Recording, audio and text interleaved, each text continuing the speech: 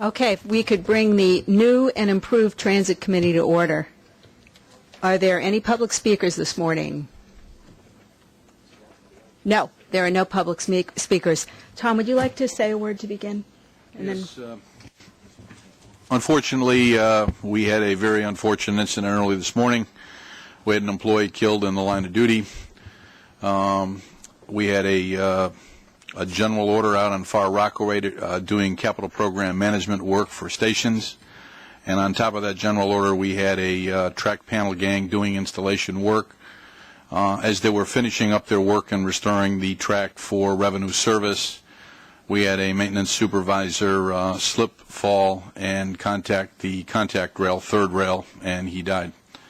So this is the first time in 3 years. It's never easy to have an employee fatality, but we did have one today. I'd like to call for a moment of silence.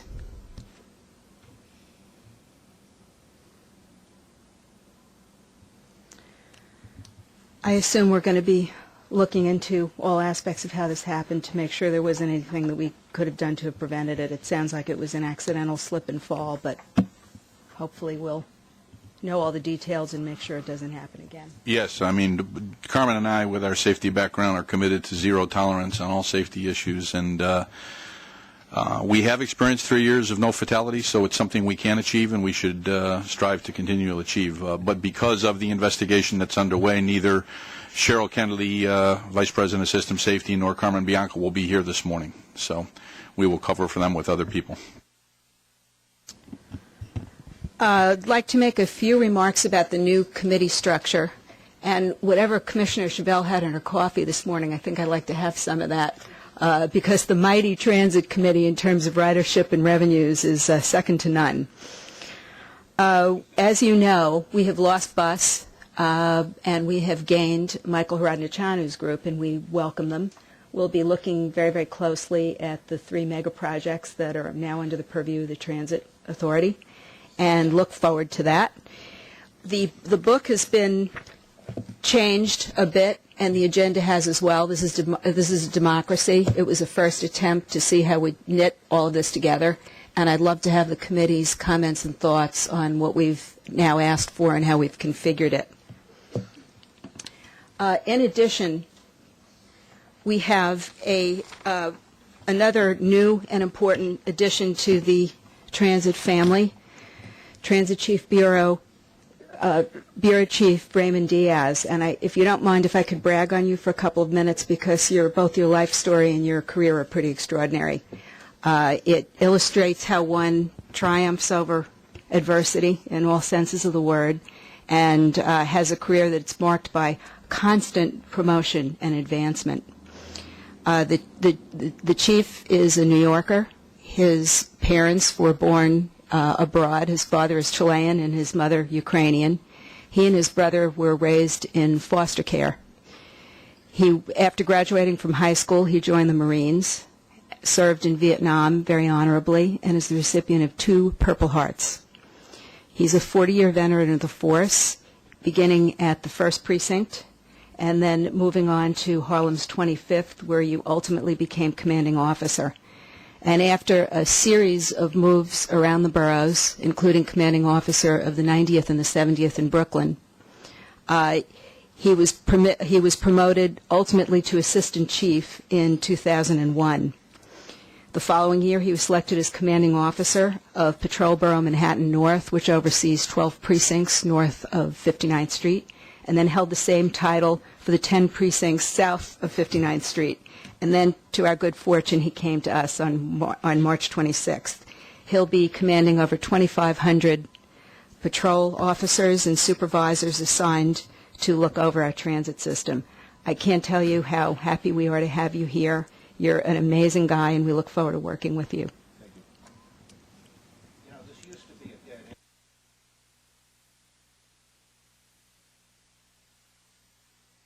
This also reminds me, I also want to say that I'm so glad that even though you have gone on to chair Bridges and Tunnels, you are still among us, Commissioner LeBeau.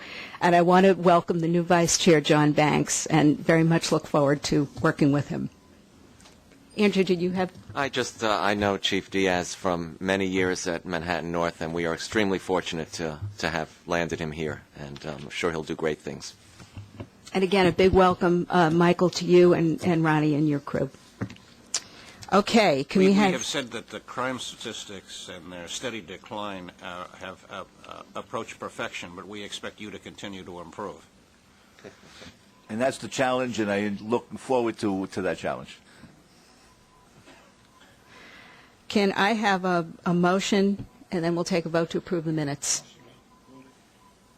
And these are the minutes for Transit and MTACC. All in favor? Minutes pass. Any changes to the committee work plan? Okay.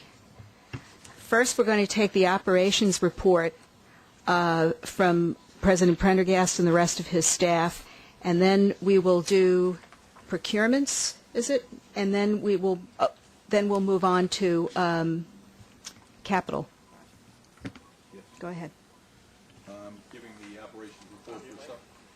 I'll be giving the operations report for Subways in lieu of Carmen Bianco. Weekday on-time performance results for February 2010 were as follows. Absolute on-time performance was at 69.7% system-wide, down 12.3% from 79.5% in 2009. The A division was at 66.8%, and the B division was at 71.8%. Controllable on-time performance was at 91.1% system-wide, up 4.5% from 87.1%. A division was at 92.2, while the B division was at 90.3. There were a total of 44,189 weekday delays in February.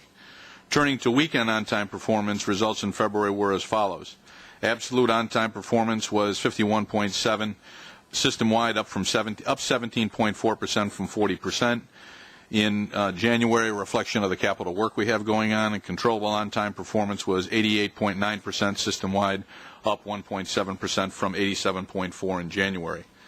The upward trend in subway weight assessment results continued in February.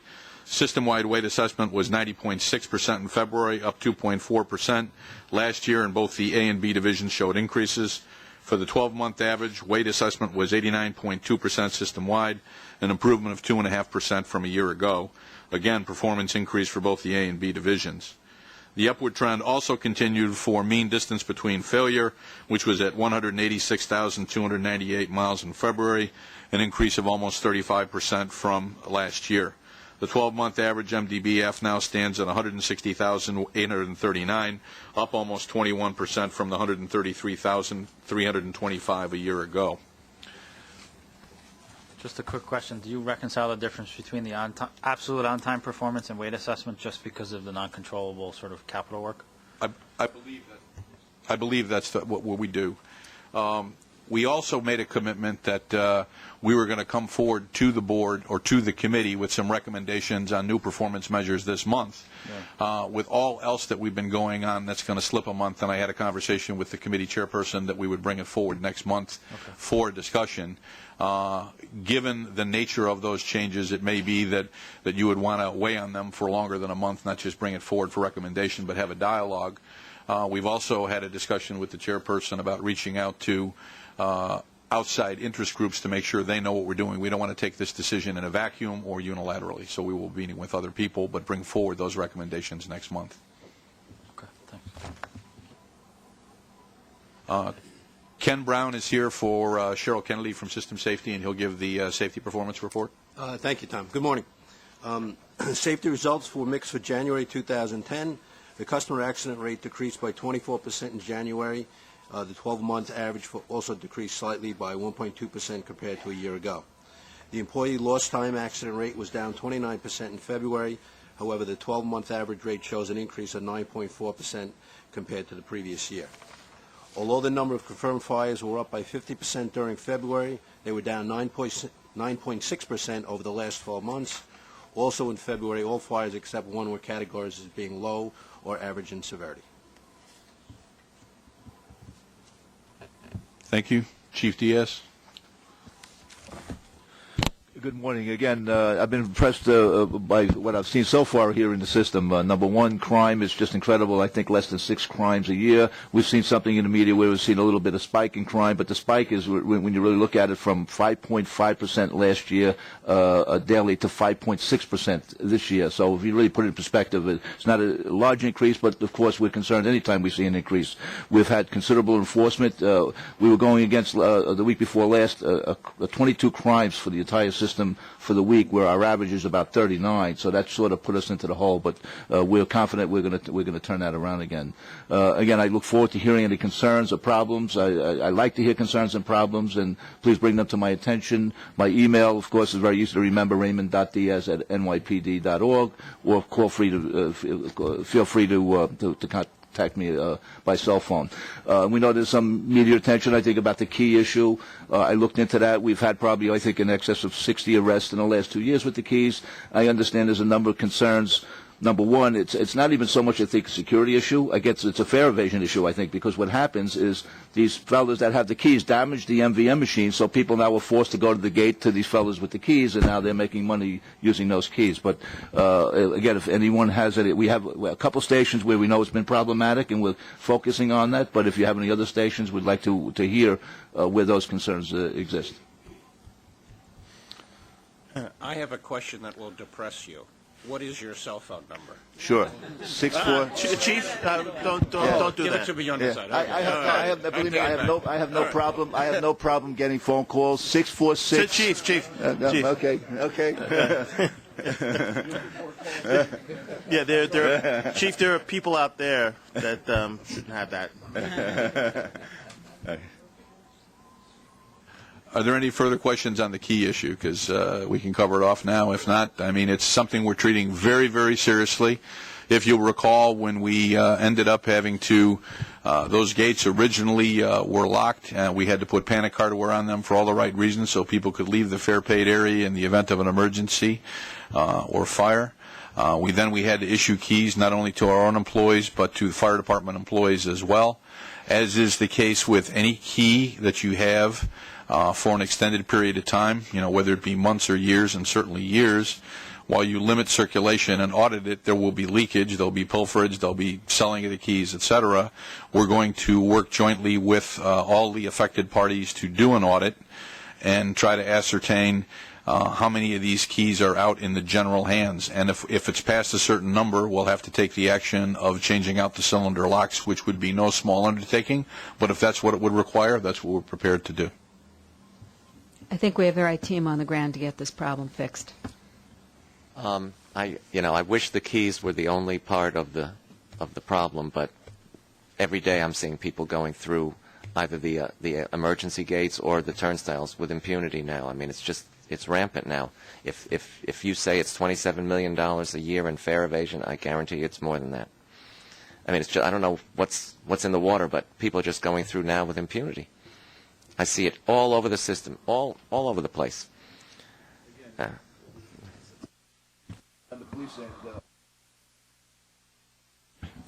Yeah, looking at the enforcement, we had 72,000 tab summons issued so far this year and 7,200 arrests. So if there are problematic areas, please let us know what those areas are, and we'll focus our enforcements in those areas. Yeah, thank you.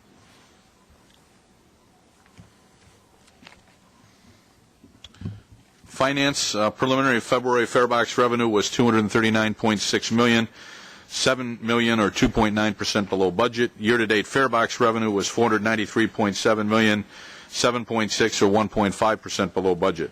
These underruns were primarily due to lower ridership. The average non-student fare in February 2010 was $1.48. In constant 1996 dollars, the average fare fell from $1.38 in 1996 to $1.03 in 2010. Operating expenses before depreciation were under budget by $14.6 million for the month and $22.6 million year to date, mostly due to lower power prices and fringe benefit expenses. Ridership for February 2010 totaled 168.2 million, 3.5% below budget due to the multiple snowstorms we experienced during the month. Year-to-date ridership was 348.9 million, or 1.7% below budget.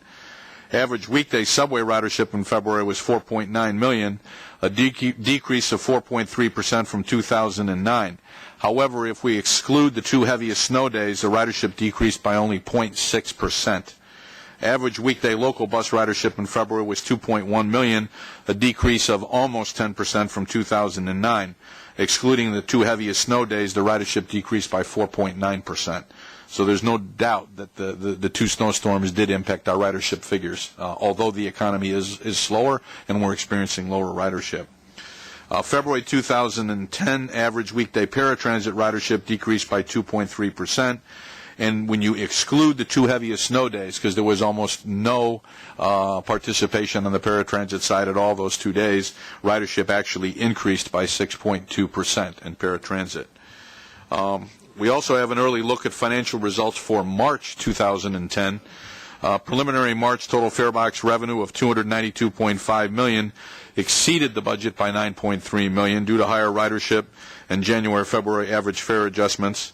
Preliminary March operating expenses were under budget by $24.8 million, or 5.1%, including underruns in both labor and non-labor expenses as a result of the financial actions we've been taking to try to make sure that we're living within our means with the reduced revenues.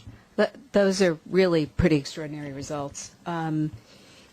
Are we, I guess, coming off of February where we had a decrease in ridership and a decrease in revenues, is March kind of the shape of things to come in terms of trends, do you think, or is it too early to tell whether the economy is picking up sufficiently? I know private sector jobs are up to get people back on transit. First of all, I think March is a better month because we've gotten past some of the effects of the winter. 1 month will not a trend make. So I think, and generally speaking, historically in my time here, whether it be at the railroad or New York City Transit, we're generally the first in and the last out. But certainly better numbers we won't complain about. But the numbers in March are probably going to be more indicative of what the work population is. And we won't have had any negative effects due to weather. I guess we've got holidays coming up in April, so that might, this past April, that might affect the April numbers a little bit too. Okay. Yes. Fred Smith, Capital Program. Okay, thanks, Tom. Looking at capital program results for the month of February, Transit committed $23 million to construction awards and design starts. We also had a total of $180 million in construction completions.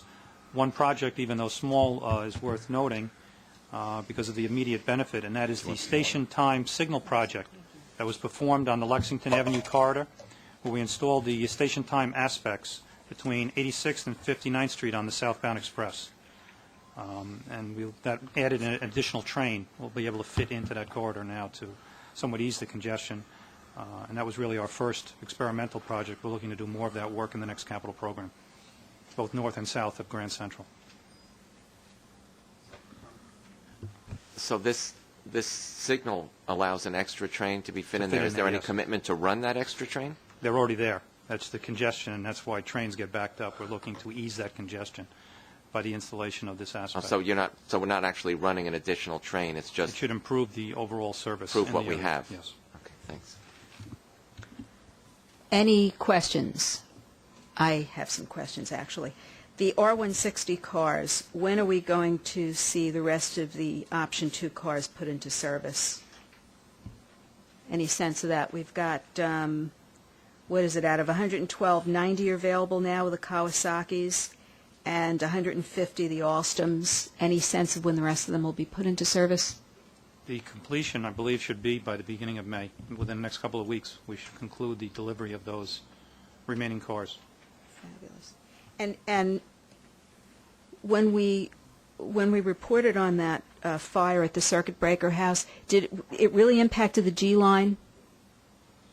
I was a little confused about that. It says a burning control, the fire assigned to INDG line on that. It says the fire's in the Jamaica Yard, but it's being assigned assigned to the G G line train for some reason, which doesn't go to the Jamaica Yard. So. Could we maybe just get a clarification of that? We'll get a clarification back to the committee. And finally, on the 86th Street station for flood control mitigation, we're going to be letting a contract. Are we able to do above ground grates now, raised grates, or? I think there were some issues that the city had with doing raised grates at 86th Street. Do we know if that got resolved? There's another strategy in addition to the raised grates, and that's where a mechanical device is installed in the vent bay, which as water enters the yes. grating, it begins to close. I remember this and now. will close and seal off that vent. And we're sure this is going to work and not Yes. get jammed Proved with effective. cigarette butts and Well, it will require, periodic maintenance, but we feel it definitely will be effective at alleviating the flooding conditions. And is that also the protocol for 125th Street as well, putting in those types of grates, or I'll will we have be to able to check. raise The project has about 10 locations, and I'll verify those locations for you. I mean, clearly the most effective way is to raise grates, but there's certain locations you can't due to other reasons, safety or related. So it's been very effective for almost 100 years in most places. That's why you step up to go down the subway, and that's why you have raised grates in a lot of places. I wish we could do them at 86th Street. Okay. We're now going to move to the MTACC projects report. Michael? Good morning. Yes, microphone. Good morning. Thank you, Chairperson Frasca, for your introduction, and I look forward to working with you and with President Prendergast on moving forward these mega projects. Before I go through the project status report, I thought it would be helpful to actually first explain the new format that we're using to report our projects, which is an outcome of discussion with the chair. And they actually, what you see there is not even the final format. We have made another change to it. But basically, what you're going to see now is that when we, and then I just direct you to look at the Fulton, was it page 88, yes. And what you'll see is that we're breaking down now the projects that are ongoing. So you will see they're in effect, the budget, including the contingency, the current budget plus the approved AOs, actually the bid, so to speak, and then the remaining contingency. And there is another column there that is not, you don't see now, the expenditures through March. So you're going to see the expenditure through the month that this is being reported. So that will give you a good indication where we stand in terms of budget and money spent. And when we look at the schedule, you will see the award date of the contract, then the planned completion, and where we stand with the current forecast for completion. It's actually a visual. It's both. You have dates, but it's also a visual that will give you the sense of where we stand. And then at the bottom, you will see we'll always report the total project budget broken down by construction, design, CM, and real estate, and its total. So. And clearly this is a work in progress. As we will see things to improve, we will do so. And now, with your permission, I would like to go, if you have any questions on that, I will take them. I'd like to just ask, as you're looking through this, one of the things that I think is important, not necessarily for Fulton or 7, but more to 2nd Avenue, is funding and who provides the funding. It's always been a bit unclear to me, specifically on 2nd Avenue, as to if we had the full funds for the budget. And in my understanding for 2nd Avenue, we obviously do not have all the full funds yet. That was something I had asked to put in the previous book, which you guys had obliged. I just want to find a way, without mucking this up, to address the funding side of this. I think that's a great idea, Jeff. I think from the last book there were some. And we maintain it, so we'll just slip it into the book going forward. My hopes in displaying the information this way was the only way I know to exercise proper oversight is to really look at this on a project-by-project basis. And while we're missing the expenditure column, I mean, as if that wasn't important, what we're also going to hopefully be able to do is, as we see MTACC procurements for some of these projects, they will have resonance. They'll get rolled into this chart. So we'll at least be able to keep track of how everything hangs together. And Ronnie and I are going to do a little more work on this, but I hope it'll be a better format and a clearer format so we could see on a project-by-project basis how we're doing. And your point is very well taken on funding, because it's a massive problem with 2nd Avenue. Okay, Michael, sorry. Okay. Let us start with the Fulton Street Transit Center. The project is actually proceeding well. Tom has visited the Fulton Street project last week, and he saw firsthand the progress being made. We have multiple contractors with a large working force in a rather confined area, which is a challenge, but it appears that it's working well. The project report that you see is actually telling you that various contracts, the status, and I'm just going to focus on a couple of them that are relatively new. The Day Street Concourse and RW Underpass finishes contract that was awarded on March 30th to Skanska is 6 months ahead of schedule in the award, and the current forecast for completion is 10 months ahead of the planned schedule. So that's really moving well. With that award, we committed about 75% of the planned $1.4 billion and 80% of the stimulus dollars. So we have opened bids on March 31st for the Cortlandt Street RW southbound platform, and our expectation is to award the contract before May 11th, so we can keep the date of 9/11/2011 as the opening date. The contract, we are now actually, this contract is not funded under this, under 1.4. It's funded partially, mostly by the port and with some MTA dollars. And we are now in the last stages of finalizing the agreement with the port, and we expect to get it done before we are able to award it. Last but certainly not least is the bid opening for the Transit Center building. This is the last piece of work that is going to be under contract, and this project is scheduled for a bid opening on May 4th. So at that point, we would have had the, in fact, the advantage of having all of the contracts. We'll know much more certain the amount of money needed, and the contract is planned for award this summer. That is, again, ahead of schedule by several months. So together, the project is moving well, so there's not much more to say. Any questions on Fulton Street? Okay. How many more weekends is the service going to be such that there's no service at Broadway, Nassau? It's going to be probably through the summer, I think, sometime in October. We were told 6 weekends when this originally. Weren't we? I do not believe so. Uday? How many?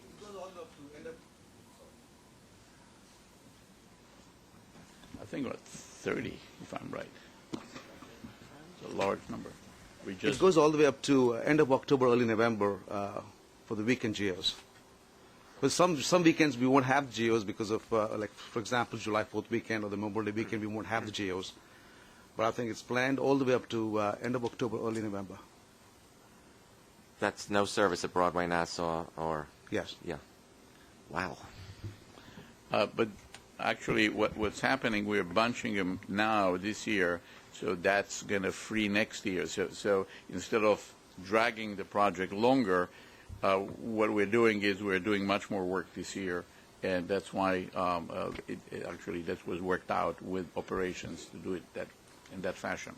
And if you take a tour of what's going on there, it is amazing how they have managed to wall off a tremendous amount of construction dislocation inches away from where a platform is active. I mean, I really think you've done a great job at trying to stage this in a way that inconveniences people. It is actually, in some ways, the temporary stairs work better than the stairs that were there before. So.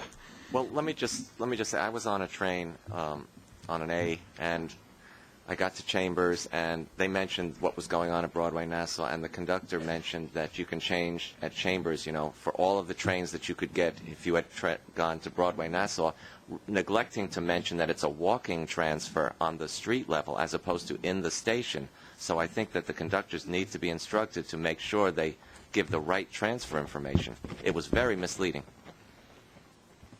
We'll take a look at that, and if you take a note, Peter, I'd appreciate it, so we'll get back. Especially given that's a heavily touristed spot.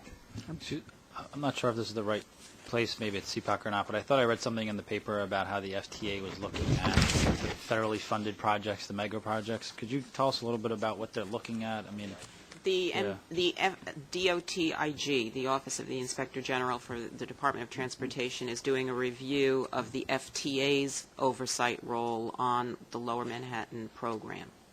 So it's a DOTIG reviewing the FTA.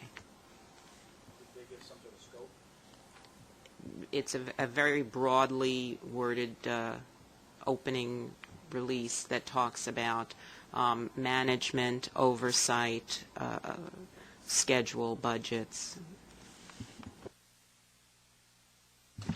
Okay, next project, the number 7 line extension. Major elements of the work continue to be underway. The tunneling contract is over 60% complete and is actually tracking about 6 months ahead of schedule. The next set of bids come in during the summer, and we have bids due for work at various facilities in May, July, and August. The first to come will be the facilities building excavation and core and shell at Site L, that this is along 41st, which was advertised in March, and I think we have an opening, I think, on the 11th of March or 16th, I'm not sure.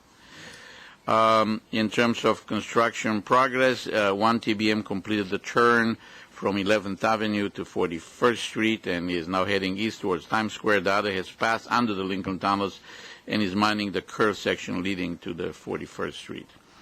The mezzanine in the future 34th station is also taking shape as the cavern walls are lined in cast-in-place concrete, and work is being staged to allow the TBM mucking operation to continue while the concrete is being poured. We are pouring actually the mezzanine slab, so that the way it was the work was designed is to allow the muck trains to pass beneath while the mezzanine slab is installed.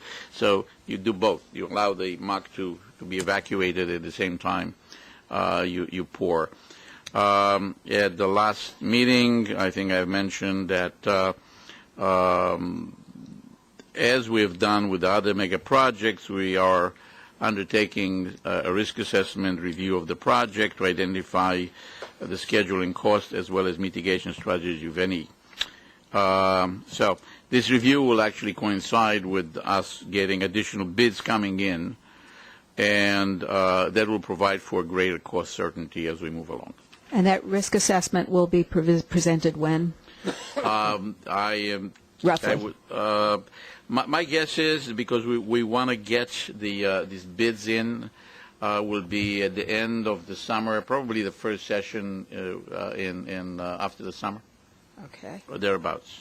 And we have a procurement this month for additions to the design contract here that bring the design costs up to $154,800 out of a budget of $180,000. Are we almost done with design, or are we going to overrun the design budget? The reason for many of the changes that we have had to do also with the fact that we are working around developmental sites that are developers that are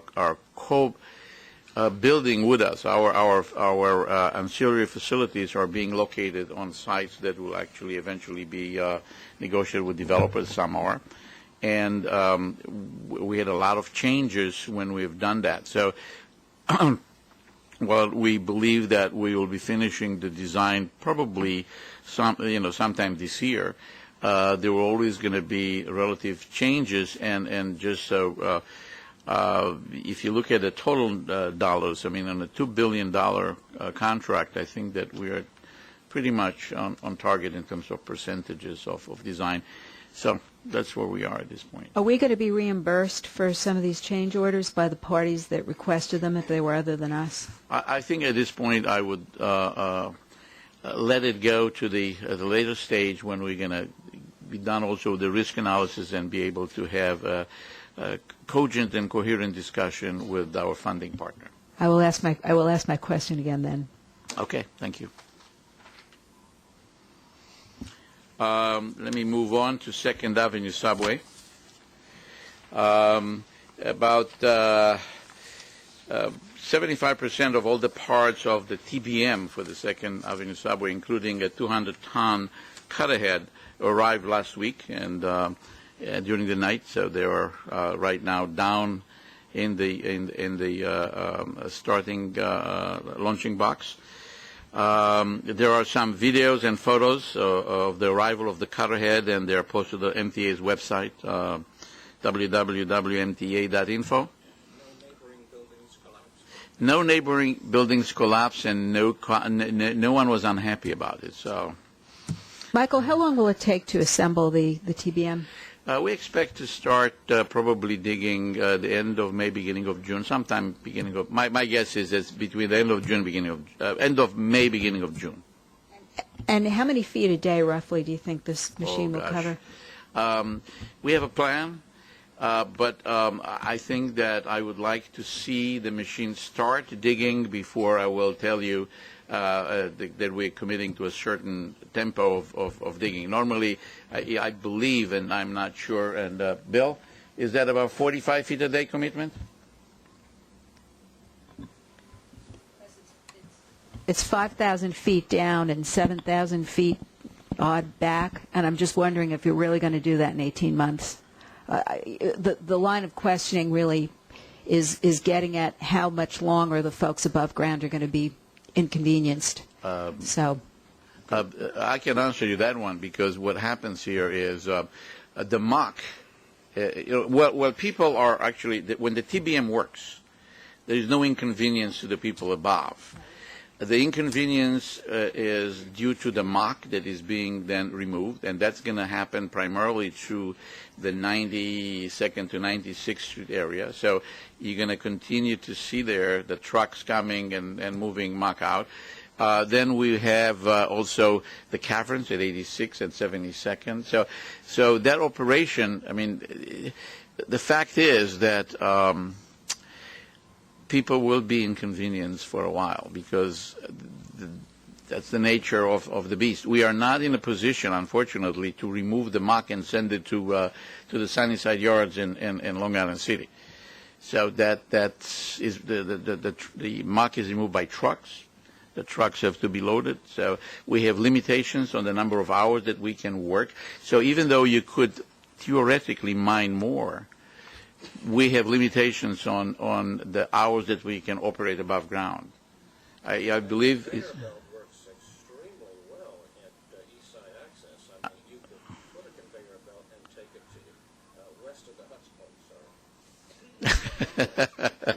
Unfortunately, I know it does, but I don't think. I think it was looked at, by the way, and it was believed to be very cumbersome because we end up at 63rd Street anyway, but it didn't quite work that well. Bill, what was the production a day that we were talking about? Our schedule is based on about 60 to 65 feet per day for this particular machine. We're planning on commencing, as Michael mentioned, the TBM operation by the end of May. And all of the tunneling, the TBM tunneling, should be complete by the spring of next year. And when the TBM gets down to the 60s and finishes its downward run, does it have to be disassembled and then put back in position to make the uptown run? It'll make its first run on the west bore, and we'll go down and stop short of 63rd Street. It'll then be pulled back to the launch box, where it will be transferred over to the east bore, and there is a disassembly, reassembly operation involved there. But that's taken into account in the schedule. So who could I bet a steak dinner if, I'm not eating meat anymore, if this gets done in 18 months or not? We will strive. Let me put it this way. I cannot, I don't, we have the geology, we know what we know, and then the mix between the geology and the machine is going to be something that we don't really quite control. But the numbers are based on expectations of what we know today, and they will be smarter as we go along. You should know that since this project began, at least half of this committee has been forbidden to eat meat. It's always Lent on the Transit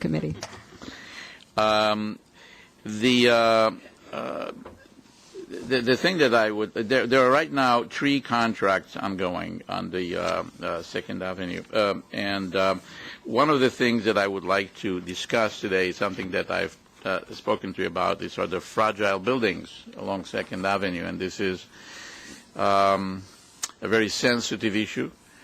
We had, since we talked, we have spoken to a number of to the elected officials and tenants between the 92nd, 97th Street area that we have the work that we have said we have to do.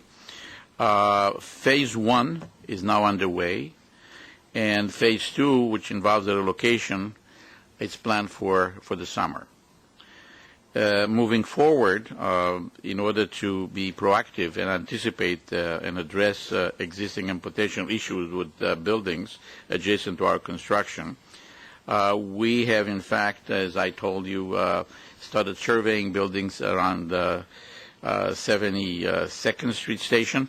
We thought that we were going to be able to finish it by the end of March. It took longer for a variety of reasons. Some of it had to do with the fact that we couldn't get access to the buildings, and you normally have to go through a process to be able to do that. It's not automatic that they allow you to come into the buildings.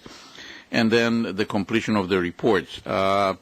We expect the majority of the reports to be completed by mid-May, and as we are going along, we are submitting the reports to the Department of Buildings for them to basically review and make a decision if we need further inspections. It's a 2-step process that goes on, and then we decide what type of monitoring we put on the buildings in order to make sure that the buildings stay in place.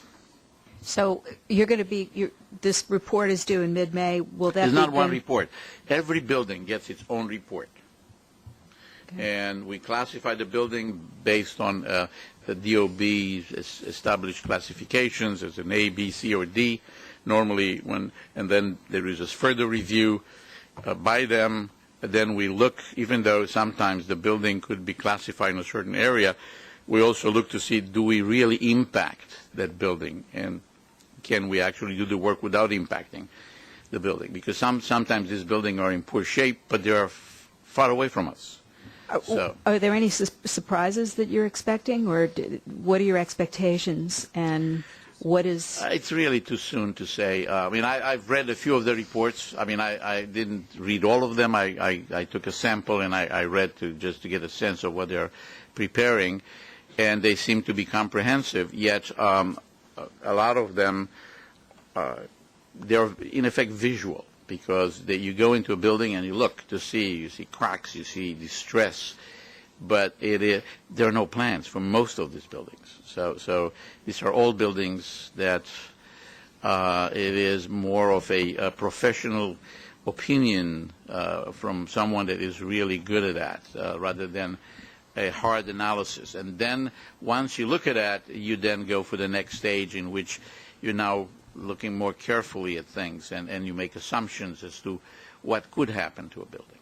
Well, the contingencies on this project are not overly generous, and Actually, I would hope that... the contingencies on these projects are pretty good. It's another one I'll bet you on. Actually, on this one, I may take you bets. Okay. All right. Madam Chair? Yes. Michael, are you going to be doing any vibration sensors on these buildings? Yes. Okay.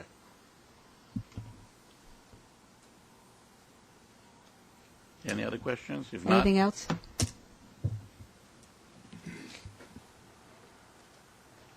Now we're moving on to procurements. Yes, and we'll do procurements in 2 stages. One, Transit, New York City Transit, the other MTA Construction Company. Transit's package includes 7 actions totaling $149.2 million. I'd like to bring to your attention the item on page 100, which is an award to Kawasaki Railcar for the purchase of 23 A-Division communication-based train control-ready cars and the conversion of 10 R142A cars in the amount of $87 million. The contract contains an option, and that $87 million will be funded out of the current capital program. The contract contains an option for the purchase of 123 additional new cars and the conversion of 350 cars that will also be communication-based train control ready. This action, together with a contract that will soon be awarded for signal modernization and the installation of CBTC equipment on the Flushing line, will allow us to continue the upgrade of signals not only on the Flushing line but the second stage of our communication-based train control program. This will result not only in terms of increased signal reliability — the signal system there is approaching 90 years old, but it will also give us additional throughput. So right now we're limited about 25, 26 trains per hour. This will give us about 3 to 4 additional trains per hour, which on that line is extremely beneficial to us. Do you want to talk about your package? Ronnie? Sure. There are 8 procurement items in the capital construction section. There are 4 competitive procurement items that total $3.2 million. And there are also an additional 4 ratifications, which total $4.2 million. In addition, there are 2 action items identified also for your approval. One is a request to enter into a design review agreement with one of the owners of a building along 2nd Avenue where we're going to need to do work in their building to accommodate one of the entrances for the subway. And the second action item is a settlement agreement with the contractor working on the number 7, primarily associated with the settlement of various differing site condition claims. Do we have any questions? Well, motion, I guess a motion first, and then we'll. Okay. Jeff, questions? I'm trying to understand this desktop support services contract for an additional $43 million, but is the time frame under the same contract term? Is this for back? I'm not sure I understand. So the contract term's through the end of May. This is an exercise of a 2-year option on an existing contract, and then we have asked for approval to extend it an additional year to make it coterminous with the IBM data center contract, so that at the conclusion of the BSC process, we can do all those things at once. So this is for an additional 3 years? Right.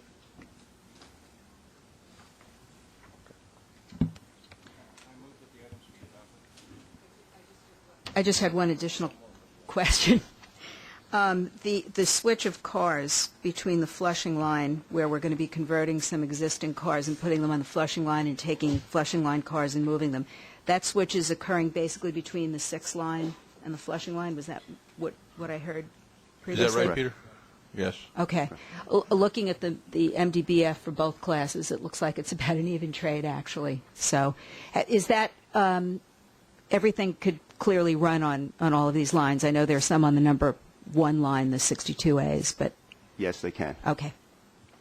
Obviously, or else you wouldn't do it. Yes. The 7 line has 11 car trains, so it will be when we convert them over, we'll be changing those 10 car consists into 11 car trains. Great. Vote. Can you make a note that I'm recusing myself from item F2, please? The personal service contract for Louis Berger. Could I have a vote? All in favor? Any opposed? Okay.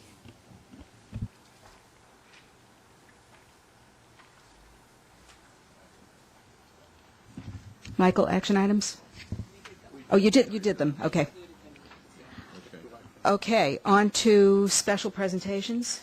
Yeah, there's the MetroCard program review in the report in the document for you. Also, for information this month, we are presenting review of our financial results for last fiscal year, 2009.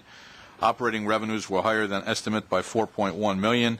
Operating expenses exceeded the estimate by $65 million due to additional accrued public liability and workers' compensation reserve requirements based on current actuarial information. On a cash basis, we finished the year $41 million better than the estimate, including $26 million of favorable timing variances, which will be offset mostly in 2010. I have a short presentation I'd like to give you. Unfortunately, I want to apologize when you saw a new face sitting across the table from you last month in the form of Carmen Bianco.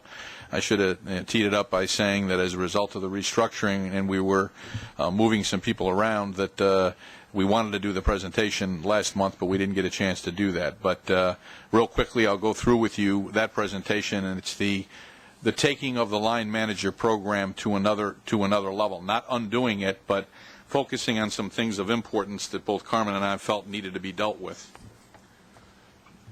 The goals of the reorganization, the previous organization was one of which generalized maintenance responsibility rather than take advantage of unique specific skills, because we had maintenance titles and responsibilities under people that were line managers that in some cases did not have that specialty core competency in their background.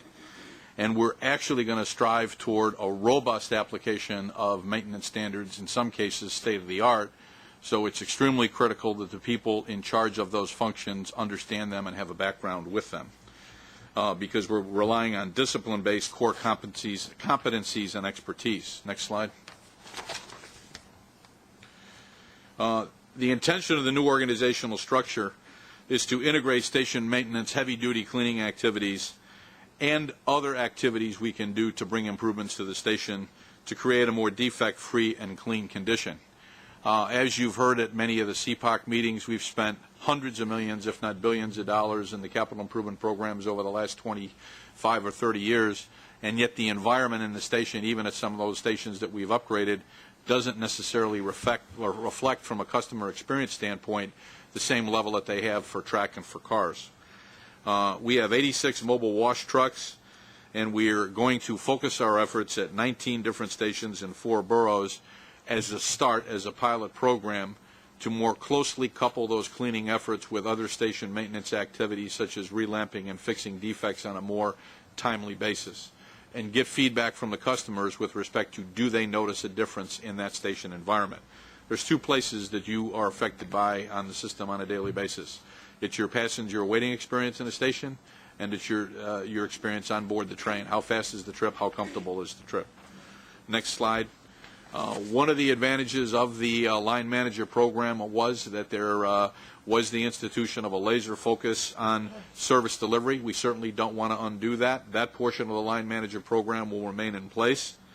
But what it didn't have was a succession plan to make sure that we had pretty broad and deep levels of people to replace people in those skilled areas of service delivery, and that's a focus we're going to have. In both of these activities, the movement of the maintenance forces and the focus on the line management service delivery, we're doing it within the existing budgeted headcount, not asking for any more.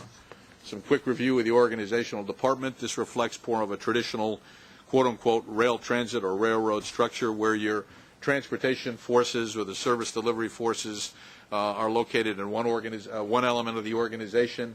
Your maintenance away or chief engineer forces for the infrastructure maintenance are located in another entity, and your rolling stock or chief mechanical officer in the others. We have brought out for specialized focus the station environment experience.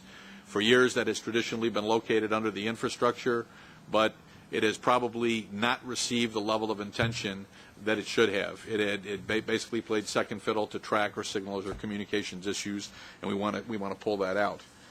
Staten Island Railway is a standalone application, and there's 2 support functions: capital programs, given the size of the program that Subways has, and the operations support administrative area. Next slide. So if you take a look at, we've gone from 5 general group managers to 3. There's no secret there. Historically, we've run and operated this place along the IND, IRT, and BMT designations. It's more than just the fact that they were designed separately. The whole organization and operation of the railroad fits that model very well. And a chief transportation officer that's responsible for day-to-day operations as they occur on the system.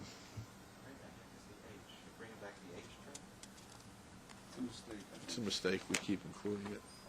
Don't ask me. We got to kill that one. And the next slide. The makeup of the infrastructure side of the house is also a long traditional Track and infrastructure, so track is the track structure, infrastructure is the physical structure of the subway system. Electrical is power, signals, communications. Electronics maintenance is actually power and signal, and electronics maintenance is fare box and specialty equipment communications. And maintenance away engineering actually is all of the engineering with the exception of car equipment. The rolling stock is embodied in that entity. The chief mechanical officer, who is responsible for all aspects of rolling stock maintenance, has the two main shops at 207th Street and Coney Island, as well as all of the inspection barns located throughout the system where minor repairs and troubleshooting is done to make sure trains are available for service on a daily basis. Chief Station Officer is basically a change. This is something that is coincident with a greater focus we're paying on the station environment, and it includes all aspects of the resources that we have that are focused on daily inspection, maintenance, and cleaning of the station environment. Next slide. In sum, this is really consistent with the message and direction emanating out of the chairman's focus is 100-day program and what I've committed to in terms of trying to improve the customer experience. You may think the next two items, specialized and focused and broad and unrestricted, are working against one another, but in fact they're not.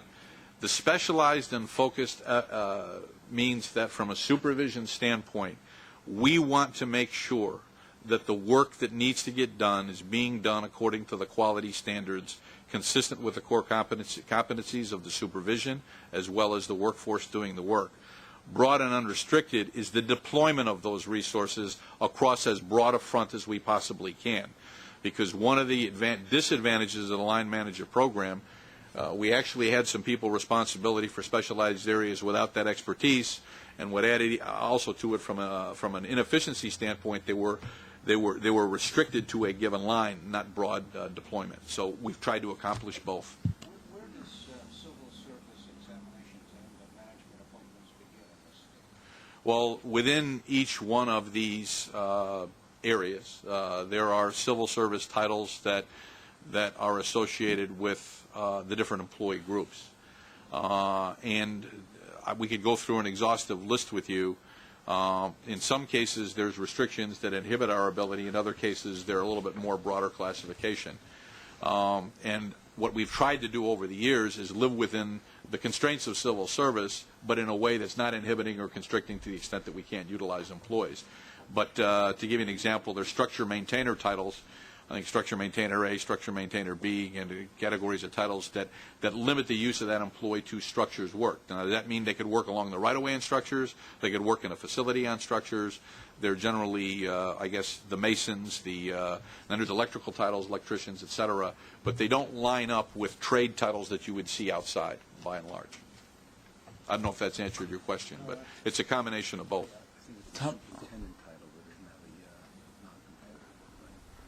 Yeah, I think what Bob is mentioning is once you get up to the superintendent level, which is one of the higher tiers of your entering middle and upper level management, that you're getting outside of the civil service, or that's where you're starting to exercise greater latitude in the use of the individual.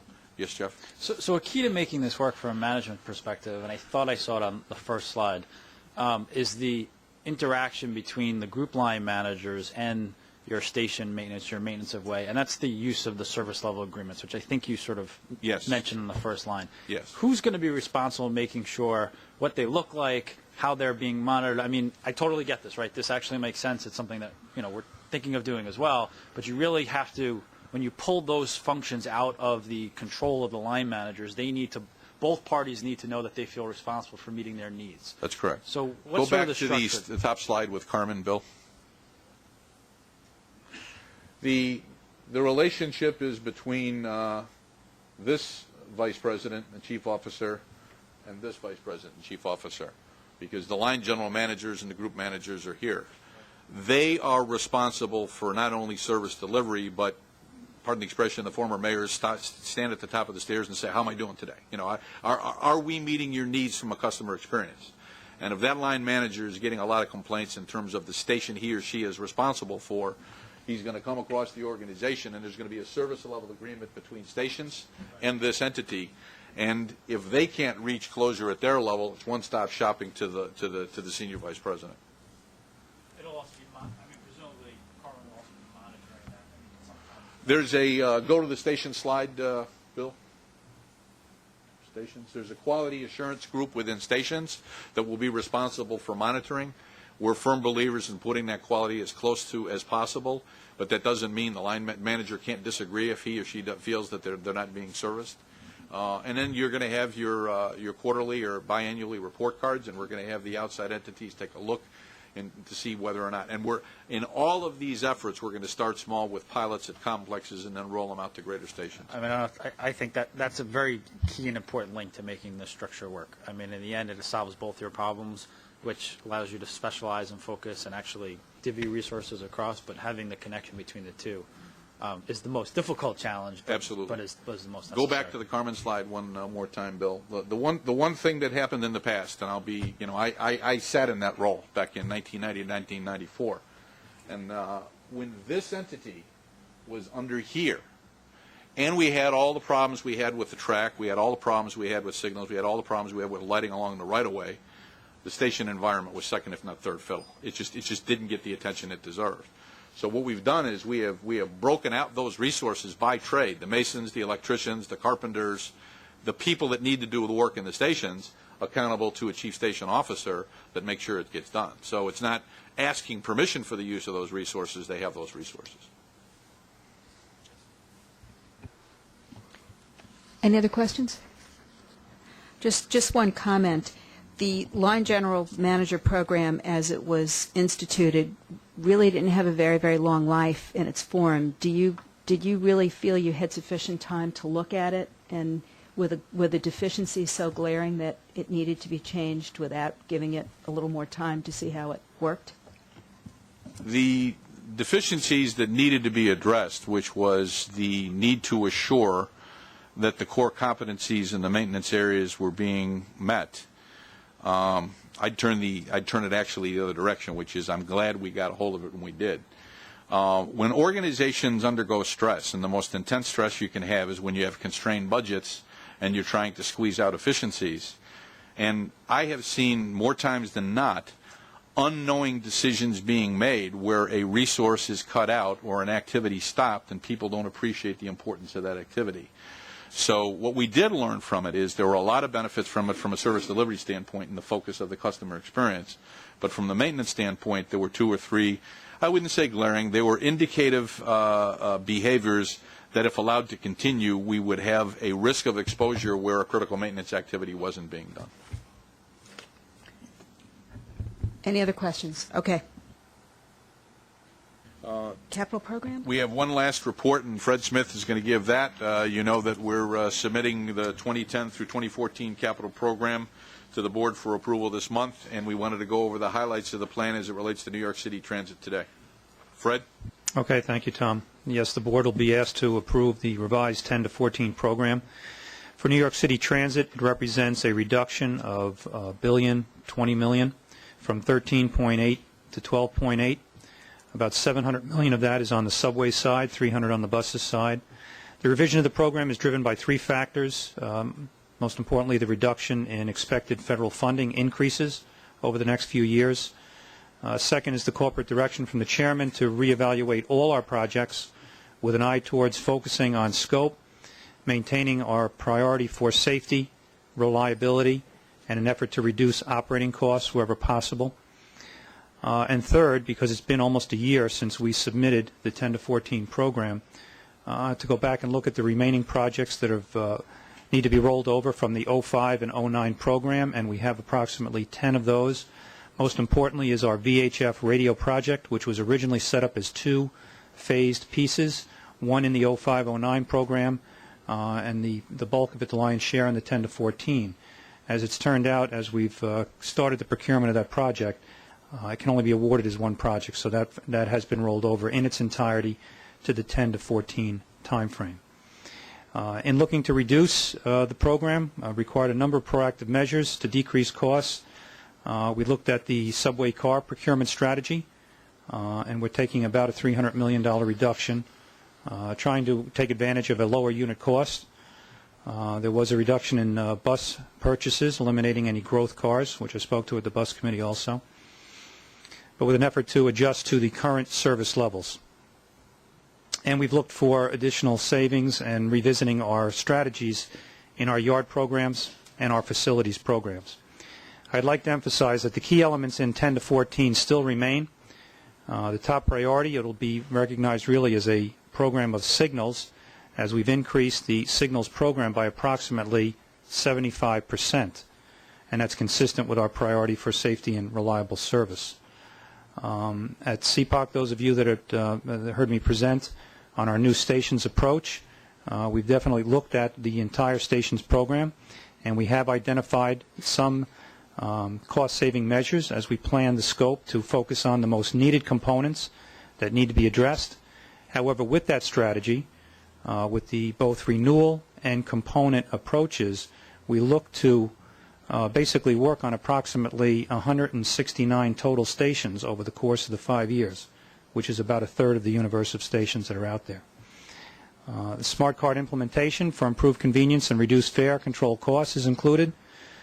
We do have communications work, which will include the remaining PA locations at stations that don't currently have PA. There's about a 500 car subway purchase in there, including the 123 cars that Tom mentioned as part of the second piece of the R188 contract.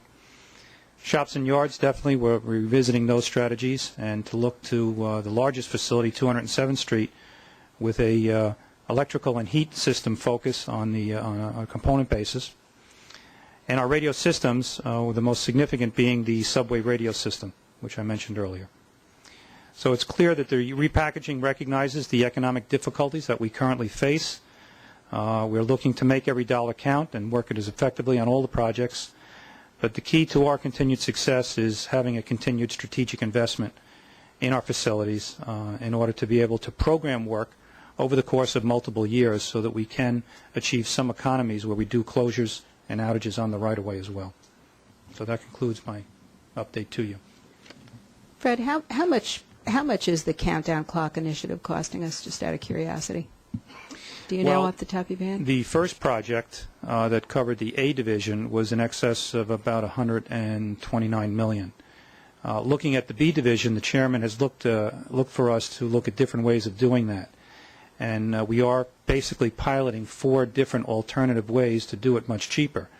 Now, the end result is you will not have a very sophisticated or most sophisticated basically hands-off system that will try to calculate and do everything automatically, but it will take advantage of the installations that we've done to date with respect to customer information screens, take advantage of the signal modernization that we've done on various lines, and look to connect those and provide at least basic information of when the next train can be expected. It may not immediately tell you which train it is, but you'll know if you'll have a train on the express track or the local track in a short period of time, something we don't have right now on 2/3 of the system. It's a lot of money. Okay, thank you. Oh, yes, the capital part, excuse me. The 2010-14 for us did not change from the last submission, and it stands at $5,738 billion. Short and sweet. Thank you very much. Any comments on the capital programs for either? Okay, could I have a motion to adjourn and go into an executive session to discuss a matter of current proposed or pending litigation? Move. Thank you.